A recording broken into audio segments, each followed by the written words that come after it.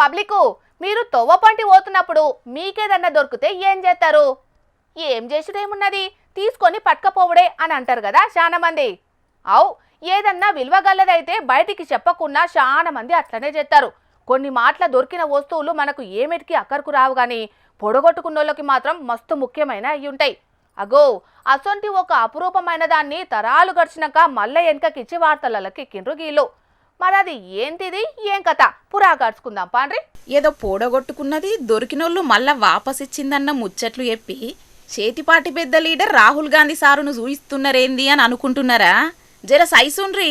రాహుల్ గాంధీ తాత ఫిరోజ్ గాంధీ డ్రైవింగ్ లైసెన్సును ఆయన బతికున్నప్పుడు ఎప్పుడో 60-70 ఏండ్ల కింద ఉత్తరప్రదేశ్ రాష్ట్రం రాయ్బరేలీలో పోగొట్టుకున్నాడట.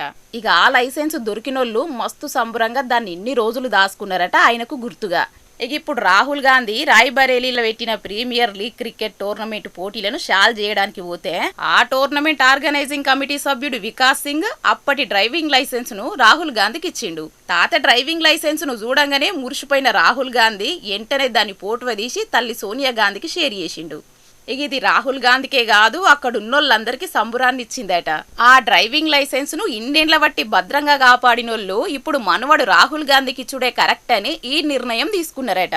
తాతల సొమ్ములు మనవలకే దక్కుతాయి అన్నట్టు మొత్తానికైతే వాళ్ళు ఏండ్ల సంధి దాచిపెట్టిన ఫిరోజ్ గాంధీ డ్రైవింగ్ లైసెన్స్ శివరాగర్కు మనవడు రాహుల్ గాంధీ చేతికి వచ్చింది. మరి దాన్ని రాహుల్ గాంధీ ఎంత భద్రంగా దాచుకుంటాడో ఏం కథనో చూడాలిగా.